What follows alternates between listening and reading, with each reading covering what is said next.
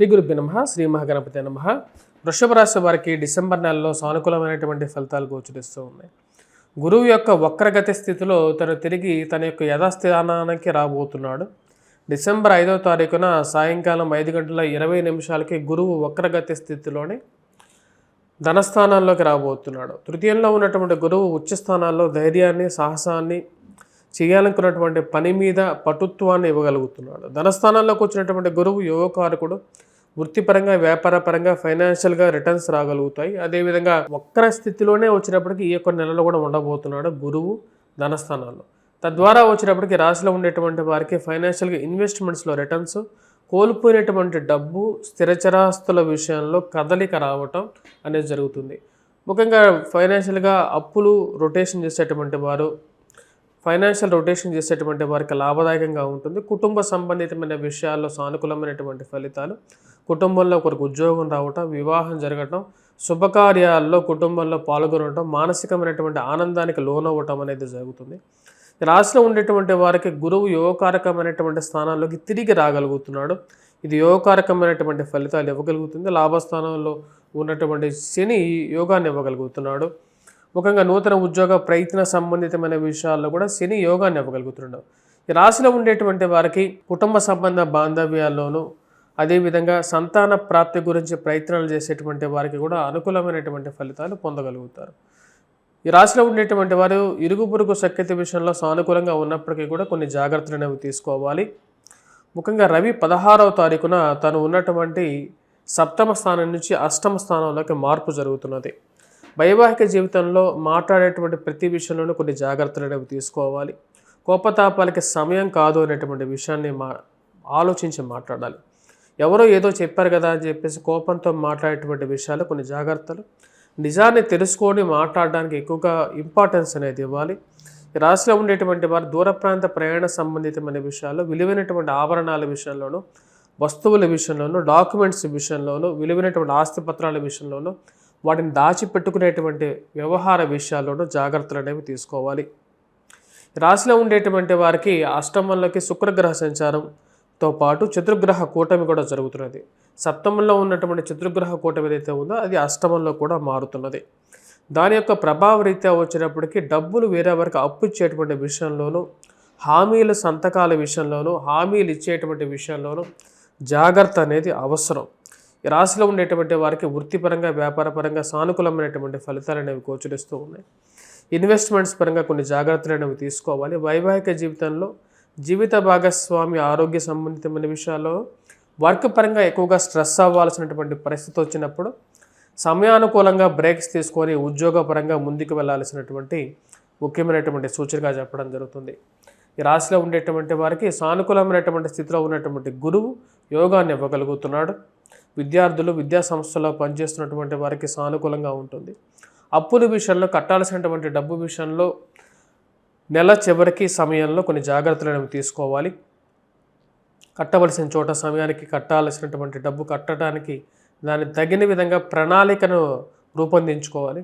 అనవసరమైనటువంటి తగాదాలకి దూరంగా ఉండడం అనేది ముఖ్యమైనటువంటి సూచనగా చెప్పడం జరుగుతుంది. ఈ యొక్క నెలలో రాబోతున్నటువంటి చతుర్గ్రహ కూటమి ఏదైతే జరుగుతున్నదో ఆ యొక్క చతుర్గ్రహ కూటమి డిసెంబర్ 29వ తారీఖు చతుర్గ్రహ కూటమి అనేది జరుగుతుంది. ముందుగా వచ్చేటప్పటికి త్రిగ్రహ కూటమిగా, తర్వాత చతుర్గ్రహ కూటమిగా మారబోతున్నది. ఈ యొక్క చతుర్గ్రహ కూటమిలో ముఖ్యంగా రవి, కుజుడు వారితో పాటు వచ్చినప్పటికీ రవి, కుజుడు, బుధుడు, శుక్రుడు ఈ 4 గ్రహాలు కలుస్తున్నాయి. బుధుడు 29వ తారీఖున కలవబోతున్నాడు. ఈ యొక్క చతుర్గ్రహ కూటమి పూర్ణ దృష్టి గురువు మీద ఉన్నది. దీని రీత్యా వచ్చినప్పటికీ హామీల విషయంలోనూ, ఇరుగు పొరుగు సఖ్యత విషయంలోనూ, డబ్బులు ఇచ్చేటువంటి విషయంలోనూ జాగ్రత్తగా ఉండండి. అనవసరమైనటువంటి విషయాల్లో, కోర్టు వ్యవహార సంబంధితమైన విషయాల్లోనూ, మధ్యవర్తి పంచాయతీల విషయంలోనూ, అనవసరమైనటువంటి వాదోపవాదాల విషయాల్లోనూ జాగ్రత్త అనేది అవసరంగా చెప్పడం జరుగుతుంది. భూ సంబంధితమైనటువంటి లావాదేవీల విషయంలో జాగ్రత్తలు అనేవి తీసుకోవాల్సినటువంటి ముఖ్యమైనటువంటి సూచనగా చెప్పడం జరుగుతుంది.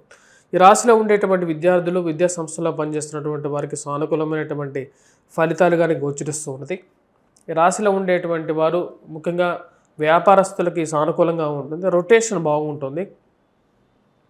సమయానికి డబ్బు అడ్జస్ట్మెంట్ చేసుకోగలుగుతారు. కానీ కొంతమందితో అనవసరమైనటువంటి తగాదాలు, మీ మీ ప్రమేయం లేకుండా మీతో గొడవ పెట్టుకునేటువంటి వారు కొంతమంది తయారవుతారు. వారందరినీ కొంచెం దూరం పెట్టాలని చెప్పి నిర్ణయించుకుంటారు. అటువంటి వారితో ఎందుకని మనం వాదోపవాదాలకి దిగాలి అనేటువంటి కొన్ని అంశాలకి ముందుకు రాగలుగుతారు. రాశిలో ఉండేటువంటి వారికి ఈ యొక్క నెల సానుకూలమైనటువంటి ఫలితాలతో పాటు కొన్ని మిశ్రమమైనటువంటి ఫలితాలు కూడా గోచరిస్తూ ఉన్నాయి. ఆ యొక్క విషయాన్ని 1-2 సార్లు నిర్ణయాత్మకంగా తీసుకోవాల్సినటువంటి నిర్ణయాలు తీసుకోవటం, అవకాశాలు అనేవి అందిపుచ్చుకోగలుగుతారు. కాకపోతే కొన్ని అవకాశాలు దగ్గరగా రావటం, సమయానుకూలంగా వాటిని ముందుకు తీసుకెళ్ళగలుగుతానా లేదా అనేటువంటి ఒక మీమాంసలో మధ్యలో ఉండటం, అర్థవంతంగా మధ్యలో ఉండగలుగుతారు. రాశిలో ఉండేటువంటి రాజకీయ నాయకులు రాజకీయంగా ఎదగడానికి మీరు చేస్తున్నటువంటి ప్రయత్నాలకి ముందడుగు పడడానికి కొంతమంది చేసేటువంటి వికృత చేష్టలని ఎలా తిప్పికొట్టాలి అని చెప్పి ఒక ఆలోచన కలుగుతూ ఉంటుంది. రాజకీయంగా పుల్లలు పెట్టడం అనేది ఒక పరిపాటిగా కొంతమంది చేసేటువంటి పనులుగా గుర్తించగలుగుతారు.